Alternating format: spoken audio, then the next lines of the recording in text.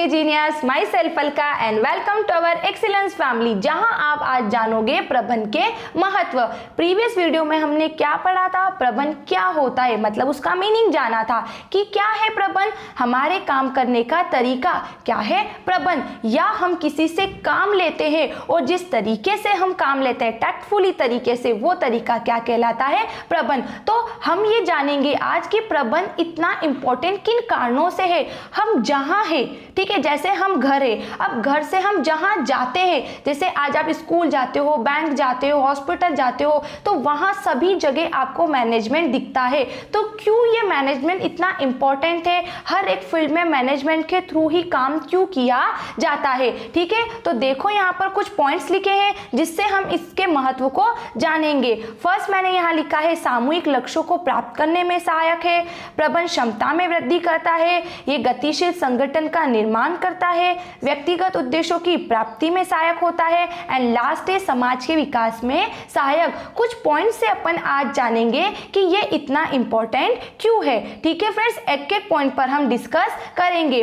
First point है इसका यहाँ पर सामूहिक लक्ष्यों को प्राप्त करने में सहायक। अगर आपको मालूम हो तो हमने इसकी विशेषता में पढ़ा था कि प्रबंध क्या है, एक सामूहिक क्रिया, मतलब 100 लोगों से एक जैसा काम लेने की कला है, इसलिए इसे सामूहिक क्रिया कहा गया है। ठीक है, तो जानो आज क्या लिखा है इसके महत्व में कि प्रबंध की आवश्यकता प्रबंध के लिए नहीं बल्कि संगठन के उद्देश्यों की प्राप्ति के लिए होती है।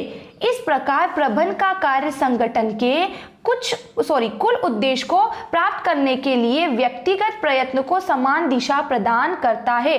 क्या समझ आया कि प्रबंध है जो तरीका है आपका काम करने का, तो इसकी आवश्यकता एक प्रबंध को नहीं है, मतलब एक मैनेजमेंट को नहीं है, इसकी आवश्यकता आपके लक्ष्यों को प्राप्त करने के लिए है। जैसे आज पैसे की आवश्यकता क्यों है, आपकी आवश्यकताओं को पूरा करने के लिए, किसी प्रकार की वस्तु को खरीदने के लिए पैसे की आवश्यकता है ना, कुल मिला के आपकी आवश्यकताओं को पूरा करने के लिए आपको पैसे की आवश्यकता है। तो उसी तरीके से हर एक जो पर्सन होता है उसकी क्या होती है, बहुत सारी आवश्यकता होती है कि उसका बिजनेस सक्सेसफुल हो जाए, उसके बिजनेस में जो भी टीम है, जो भी संगठन है व्यक्तियों का, वो अच्छे से काम करे, है ना। तो यहाँ पर यही बताया जा रहा है कि प्रबंध की आवश्यकता प्रबंध को नहीं है, प्रबंध की आवश्यकता एक प्रबंधक को उसके लक्ष्यों को प्राप्त करने के लिए है, जिस लक्ष्य को वो संगठन के माध्यम से प्राप्त करता है। जैसे यहाँ पर एक प्रबंधक हो गया, इसका कोई भी एक लक्ष्य, जैसे कोई भी बिजनेस करता है, तो यहाँ पर इसका जो ये संगठन है, इस संगठन के माध्यम से ये क्या करता है, अपना जो लक्ष्य है उसको क्या करता है, प्राप्त करता है। ठीक है फ्रेंड्स, जैसे यहाँ पर देखो कि राम की यहाँ पर एक कंपनी है, अब राम इस कंपनी में क्या है, अकेला है। ठीक है, तो राम चाहता है कि मेरी कंपनी का हर एक प्रोडक्ट, बड़ी से बड़ी डिमांड हो मेरे हर एक प्रोडक्ट की, मतलब हर एक व्यक्ति मेरी कंपनी को प्रोडक्ट खरीदे, ये इसका लक्ष्य हो गया। ठीक है, तो अब ये अपने लक्ष्य को प्राप्त करने के लिए क्या करेगा, मैनेजमेंट करेगा, प्रबंध करेगा, अपने यहाँ पे जो ये व्यक्ति है इनसे सही तरीके से काम लेगा और इन संगठन से क्या करेगा, अपने उद्देश्यों को प्राप्त करेगा। तो यहाँ पर यही बताया गया है कि प्रबंध की आवश्यकता प्रबंध के लिए नहीं बल्कि संगठन के उद्देश्यों की प्राप्ति के लिए होता है। इस प्रकार हम कह सकते हैं कि प्रबंध का कार्य संगठन के कुल उद्देश्य को प्राप्त करने के लिए व्यक्तिगत प्रयत्न को समान दिशा प्रदान करता है। मतलब ये जो राम था, इसका व्यक्तिगत उद्देश्य था कि हाँ मेरी कंपनी का नाम हो, मेरी कोई गुडविल हो, तो इसका नाम आज इसके एक संगठन की वजह से ही हुआ है। तो कहीं ना कहीं प्रबंध की आवश्यकता क्या है, काम को अच्छे से करने के लिए है और व्यक्ति के लक्ष्य को पूरा करने के लिए होती है। ठीक है फ्रेंड्स, अब सेकंड देखो इसमें क्या लिखा है, सेकंड पॉइंट कि प्रबंध क्षमता में वृद्धि करता है।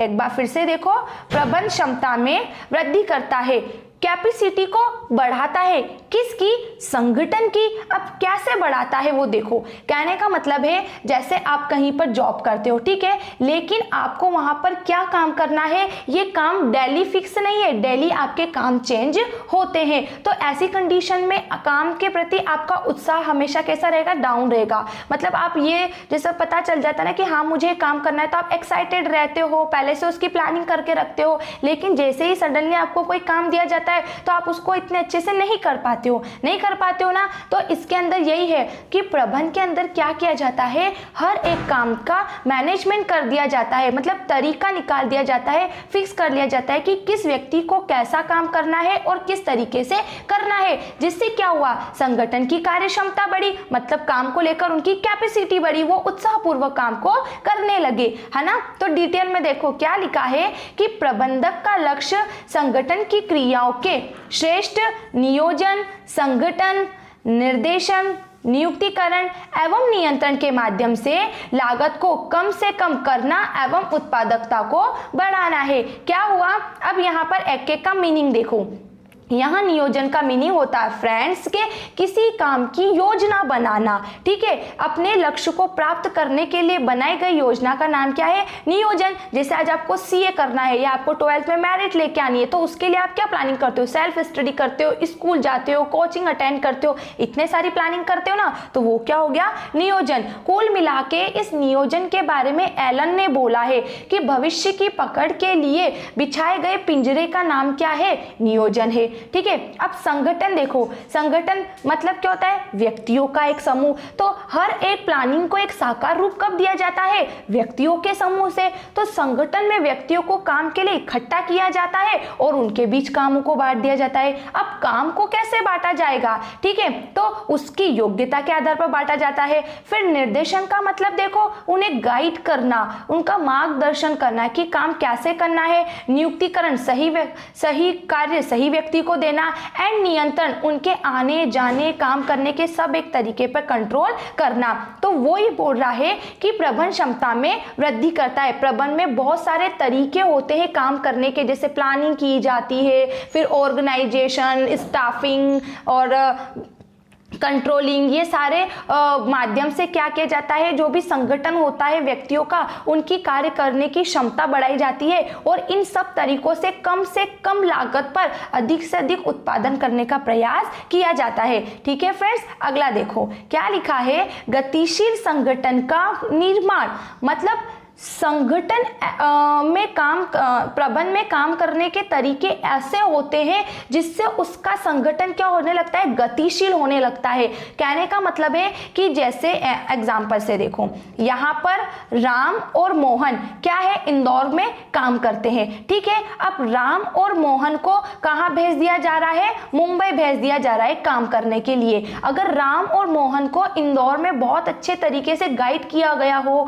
अगर उनको बहुत अच्छे तरीके से मैनेजमेंट का सिस्टम समझाया गया हो, तो वह इंदौर से मुंबई जाने में घबराएंगे नहीं। क्या होगा, इस संगठन को गति मिली, मतलब एक स्थान से दूसरे स्थान जाने के लिए क्या हो गया, एग्री हो गया, हैप्पी हो गया। तो ये बताया जा रहा है गतिशील संगठन के निर्माण का मतलब है कि हर एक व्यक्ति को प्रबंध के माध्यम से इस तरीके से सेल्फ डिपेंड बनाना चाहिए कि उसका क्या हो, एक स्थान से दूसरे स्थान पर जाने में उसे किसी प्रकार का संकोच न हो। देखो इसकी डिटेल से और भी अच्छे से हम समझ लेंगे। जैसे प्रत्येक जो संगठन होता है उसका प्रबंध निरंतर बदल रहे पर्यावरण के अंतर्गत करना होता है। मतलब हर एक संगठन मतलब व्यक्तियों का समूह। तो आप जानते हो कि लोगों की रुचि फैशन में तो परिवर्तन होता जा रहा है, ठीक है। आज व्यक्ति किस चीज की डिमांड करेगा, कल किस चीज की डिमांड करेगा, घर से क्या सोच के जाता है, मार्केट से क्या लेके आ जाता है। तो उसकी इस रुचि में परिवर्तन होने के कारण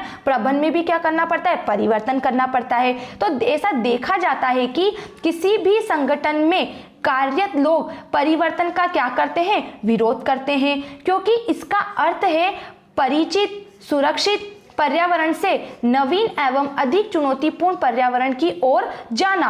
अतः प्रबंध लोगों को इन परिवर्तनों को अपनाने में सहायक होता है, जिससे कि संगठन अपनी प्रतियोगी श्रेष्ठता को बनाए रखने में सफल रहता है। आया समझ में, क्या है कि संगठन कैसा, मतलब प्रबंध संगठन के बीच ऐसा होना चाहिए कि उसका संगठन एक स्थान को छोड़कर दूसरे स्थान पर जाने में संकुचाए नहीं, क्योंकि हर एक व्यक्ति जहां रहता है वहां के एनवायरनमेंट की उससे हैबिट हो जाती है, आदत हो जाती है, तो वह किसी और जाकर वहां के तरीके को सीखने में संकुचाता है। तो प्रबंध को अपना तरीका, जो मैनेजर होता है उसे इस तरीके से मैनेजमेंट करना चाहिए कि उसका संगठन किसी और जगह भी काम करने के लिए चला जाए ना, तो उत्सुकता पूर्व उत्साह से उस काम को करे। तो कुल मिला के प्रबंधन क्या करता है, संगठन को गतिशील बनाता है, मतलब सेल्फ डिपेंड बनाता है हर एक पर्सन को। अगला देखो फ्रेंड्स, इसमें क्या लिखा है, व्यक्तिगत उद्देश्यों की प्राप्ति में सहायक, मतलब एक व्यक्ति होता है, ठीक है, वो क्या करता है, कुछ इस तरीके से मैनेजमेंट करता है, कुछ इस तरीके से लोगों से काम लेता है जिससे उसका व्यक्तिगत उद्देश्य पूरा हो जाता है, ठीक है। जैसे कि राम है, तो राम ने सोचा है कि मुझे बहुत बड़ा क्या करना है, कंपनी खोलनी। कंपनी का एग्जांपल ले लो, जहां अपन ने अभी ऊपर ये एग्जांपल लिया था ना, यही वाला एग्जांपल। तो वो बोलता है कि मेरी कंपनी का प्रोडक्ट हर एक व्यक्ति खरीदे, तो इसके लिए वो क्या करता है, ये उसका व्यक्तिगत उद्देश्य हो गया। तो इसके लिए श्रेष्ठ क्या करता है, संगठन का निर्माण करता है, फिर उसमें मैनेजमेंट करता है, उनसे काम कराता है, फिर उन सभी संगठन के अच्छे तरीके से काम होने से क्या होता है, राम के उद्देश्य की प्राप्ति हो जाती है ना। तो डिटेल में देखो क्या लिखा है कि प्रबंधक, मैनेजर अपनी टीम को इस प्रकार से प्रोत्साहित करता है, मतलब उनको अप्रिशिएट करता है, उनका उत्साह कुछ इस तरीके से बढ़ाता है कि इस तरीके से नेतृत्व करता है कि प्रत्येक सदस्य संगठन के कुल उद्देश्यों में योगदान देते हुए व्यक्तिगत उद्देश्यों को प्राप्त करता है। अब वो कैसे उनको मोटिवेट करता है, अभिप्रेरणा के माध्यम से। अभिप्रेरणा मतलब होता है अपने एम्प्लॉइज को, अपने संगठन को मोटिवेट करना। अब दो तरीके से मोटिवेट कर सकता है, मौद्रिक और अमौद्रिक। मौद्रिक का मतलब होता है मुद्रा के माध्यम से, जैसे समय समय पर उन्हें बोनस देकर, कमीशन देकर या फिर उनकी सैलरी बढ़ाकर, ऐसे वो अपने एम्प्लॉइज को मोटिवेट कर सकता है। या फिर अमौद्रिक तरीके से उनकी पदोन्नति कर उनको उनकी प्रशंसा करके कुछ इस तरीके से वो मोटिवेट कर सकता है। फिर नेतृत्व के माध्यम से, मतलब उन्हें गाइड करना कि काम किस तरीके से करना है। अगर काम नहीं आता है तो उन पर नाराज होने की बजाय उन्हें बहुत ही अच्छे तरीके से काम को सिखाए, ठीक है। तो प्रबंध व्यक्तियों को टीम भावना, सहयोग एवं सामूहिक सफलता के प्रति प्रतिबद्धता के विकास में सहायता प्रदान करता है। कहने का मतलब है कि प्रबंधन जो है, काम करने का जो एक तरीका है, वो तरीका क्या करता है, सभी टीम को, मतलब जितने भी व्यक्तियों की टीम है, 5 की 6 की, उन सभी की टीम को एकता में बांध के रखता है। उनके बीच इस तरीके से समन्वय, कोऑर्डिनेशन, उनमें ऐसा तालमेल बैठा के रखता है कि सभी टीम क्या करती है, अच्छे से मिलकर काम करती है और व्यक्तिगत उद्देश्यों को प्राप्त करती है। और कहीं ना कहीं एक अच्छे प्रबंधन से हर एक संगठन का हर एक पर्सन सेल्फ डिपेंड बनने भी लगता है, ठीक है फ्रेंड्स। एंड लास्ट देख लो, इसमें क्या लिखा है कि समाज के विकास में सहायक। अब एक प्रबंधन समाज के विकास में कैसे सहायक हुआ, देखो इसकी डिटेल से। संगठन कैसा होता है, बहुउद्देशीय। बहु मतलब बहुत सारे, उद्देश्य मतलब बहुत सारे उसके ऑब्जेक्ट, बहुत सारे उसके लक्ष्य हो गए। तो हर एक व्यक्तियों का जो समूह होता है वो बहुउद्देशीय होता है। जैसे हम जितने भी सारे समूह देखते हैं तो सारे समूह अलग अलग उद्देश्य के लिए इकट्ठा होते हैं। जैसे बैंक में भी समूह होता है काम करने का, स्कूल में स्टाफ होता है, हॉस्पिटल में अलग स्टाफ होता है। तो ये भी क्या है, एक संगठन है और सबके अलग अलग उद्देश्य है। बैंक के अलग उद्देश्य है, स्कूल का उद्देश्य है पढ़ाना, हॉस्पिटल में संगठन का उद्देश्य है पेशेंट को ट्रीट करना, है ना, उनका इलाज करना। तो बोला जा रहा है कि संगठन बहुउद्देशीय होता है, इसके विभिन्न घटकों के उद्देश्यों को पूरा करता है ना। फिर क्या है, इन सबको जो मतलब क्या करता है, एक कोई भी संस्था अगर होती है, कोई भी काम होता है तो उनके सभी उद्देश्यों को पूरा करता है संगठन। इन सबको पूरा करने की प्रक्रिया में प्रबंधन संगठन के विकास में सहायक होता है। संगठन जो होता है, व्यक्तियों का जो समूह होता है, अलग अलग उद्देश्यों का होता है, ठीक है। और इन अलग अलग उद्देश्यों को प्राप्त करने में एक प्रबंधक ही सबसे ज्यादा महत्वपूर्ण भूमिका निभाता है तथा प्रबंधन के माध्यम से समाज के विकास में भी सहायता होती है। जैसे यह श्रेष्ठ गुणवत्ता वाली वस्तुओं एवं सेवाओं को उपलब्ध कराता है समाज में, फिर रोजगार के अवसर पैदा करता है, लोगों के भले के लिए नई तकनीकों को अपनाने, बुद्धि एवं विकास के रास्ते पर चलने में भी सहायक होता है। कुल मिला के ये कहना चाह रहा है कि प्रबंधन जो होता है ना, तो एक प्रबंधक अपने संगठन से कुछ इस तरीके से काम करवाता है जिससे क्या होता है, समाज के लोगों की आवश्यकताओं की पूर्ति होती है, उन्हें रोजगार मिलते हैं, ये सारे काम होते हैं।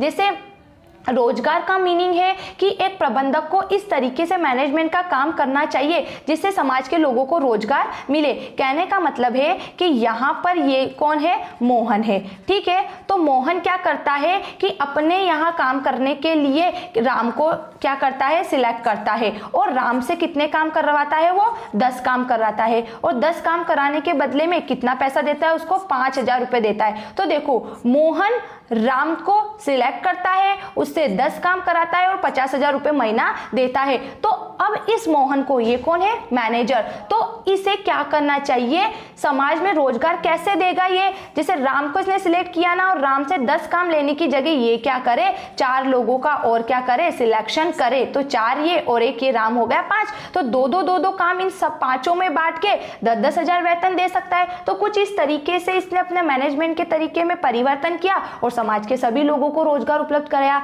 ठीक है फ्रेंड्स, तो कुछ इस तरीके से हमने जाना कि प्रबंध इतना इंपॉर्टेंट किन कारणों से है। तो जान लिया आपने कि प्रबंध से व्यक्तिगत उद्देश्य की प्राप्ति होती है, समाज का विकास होता है, व्यक्ति सेल्फ डिपेंड बनता है, लक्ष्यों की प्राप्ति होती है, हमारी काम करने की कैपेसिटी में वृद्धि होती है। ये सारे इंपॉर्टेंट्स, इतने सारे महत्वपूर्ण